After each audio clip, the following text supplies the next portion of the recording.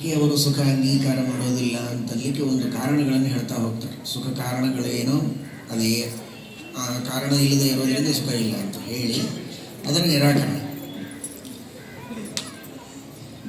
ಈಗ ಇಲ್ಲಿ ಸಾಂಖ್ಯರು ಸೂತ್ರ ನಪ್ರೇತ್ಯ ಸಂನ್ಯಾಸ್ತಿ ಧರ್ಮಾನ ಅನುಚ್ಛಿನ್ನ ಅದೆಲ್ಲ ಹೇಳು.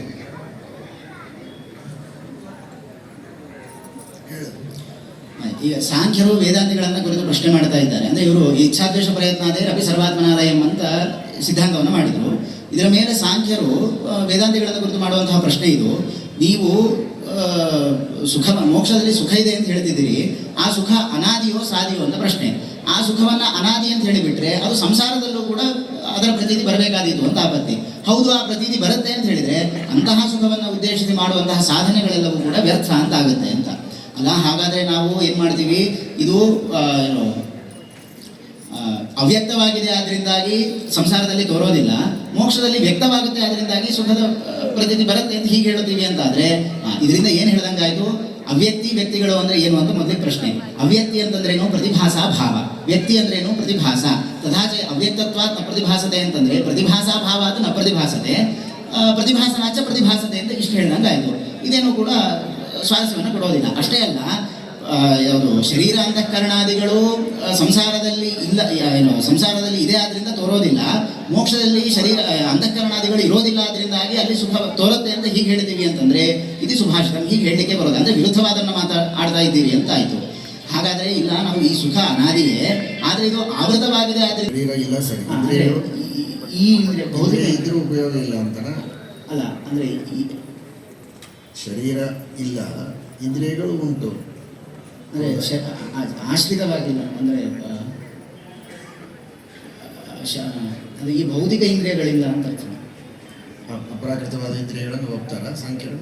ಅಲ್ಲ, ಅವರು ಒಪ್ಪೋದಿಲ್ಲ. ಅವ್ರದೇ ನಡೆದಿದೆ. ಅವರು ಶರೀರವೇ ಇಲ್ಲ ಅಂತ ಹೇಳ್ತಾರೆ. ಅದರಿಂದಾಗಿ ಅಂದ್ರೆ ಏಕವಿಂಶದ ದುಃಖ ಧ್ವಂಸದಲ್ಲಿ ಏಕವಿಂಶದ ದುಃಖ ಧ್ವಂಸ ಅಂದ್ರೆ ಒಂದು ಶರೀರ, ಷಡ್ವಿಧ ಇಂದ್ರಿಯ, ಷಡ್ ಬುದ್ಧಿಗಳು, ಷಡ್ ವಿಷಯಗಳು ಮತ್ತು ಸುಖ ದುಃಖ ಇದೆಲ್ಲವೂ ಕೂಡ 21 ಬಗೆಯಾದಂತಹ ಧ್ವಂಸ. ಈ ಧ್ವಂಸದ ಅತ್ಯಂತ ನಿವೃತ್ತಿಯನ್ನೇ ಮೋಕ್ಷ ಅಂತ ಹೇಳ್ತಾರೆ.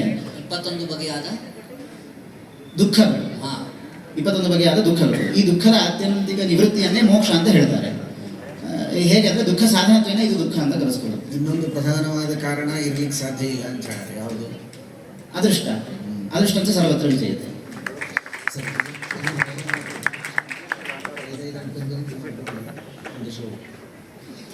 ಅದನ್ನ ಹೇಳೋದು ಮುಂದಿನ ಉತ್ತರ ಕೊಡುವಾಗ.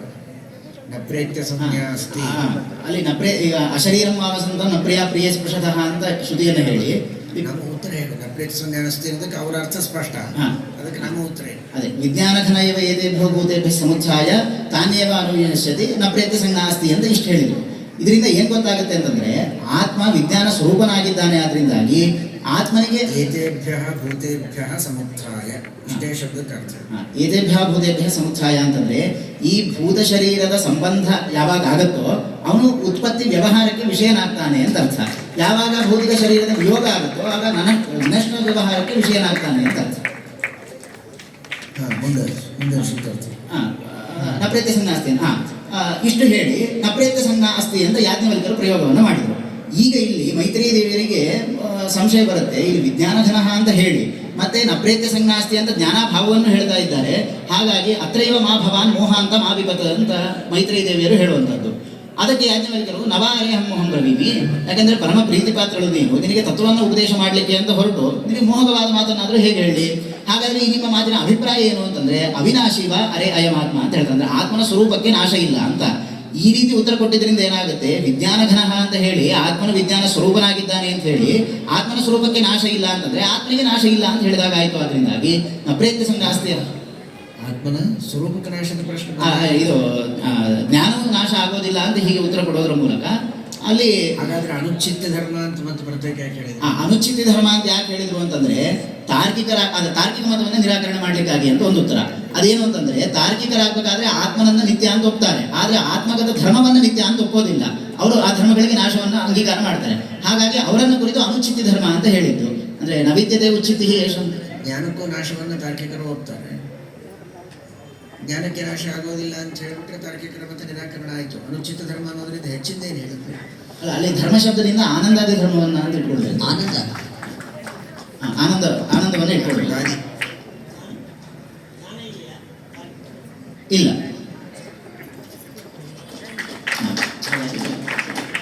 ಅಂಬೋನಲ ಅನಿಲ ಇಂದ್ರಿಯ ಶ್ಲೋಕಕ್ಕೆ ಅರ್ಥ. ಅದೇ ಸಹೈವ ಬ್ರಹ್ಮಣ ಭೂಯಾದ್ ಇತಿ ಶಾಸ್ತ್ರಸ್ಯ ನಿರ್ಣಯ ಅಂತ ಹೇಳಿದರು. ಅದು ಏನು ಶಾಸ್ತ್ರ ಅಂದರೆ ಇದು ಭಾಗವತದ ಪ್ರಮಾಣವನ್ನು ಕೊಡ್ತಾ ಇದ್ದಾರೆ. ಕ್ಷ್ಮಾಂ ಅಂಬ ಅನಲ ಅನಿಲ ವಿಯತ. ಕ್ಷಮಾಮ್ ಅಂತ ಪದಚ್ಛೇದ. ಕ್ಷ್ಮ ಈ ಪಂಚಭೂತಗಳು ಮತ್ತು ಭೂತಾದಿ ಅಂದರೆ ಭೂತಾನಾಮಾದಿ ಅಂತ ಇಟ್ಕೊಂಡು ಅಹಂಕಾರ ತತ್ವ, ಈ ಎಲ್ಲವೂ ಕೂಡ ಕ್ಷಮಾಂ ಭುವನಲ ಅನಿಲ ಮನ ಇಂದ್ರಿಯಾರ್ಥ, ಮನ ಇಂದ್ರಿಯ ಮತ್ತು ತದಭಿಮಾನಿ ದೇವತೆಗಳು ಎಲ್ಲರೂ ಕೂಡ ಏನು ಮಾಡ್ತಾರೆ ಅಂತಂದರೆ ಬ್ರಹ್ಮದೇವರ ಒಟ್ಟಿಗೇನೆ ಪರಮ ಮೋಕ್ಷವನ್ನು ಹೊಂದುತ್ತಾರೆ ಅಂತ. ಯಾವಾಗ ಬ್ರಹ್ಮದೇವರು ಅಂದರೆ ಇದು ಕಾಲಂ ಪರಂ ಸೋಮನಭೂಯ ಪರಸ್ವಯಂ ಭೂ ಎರಹಿ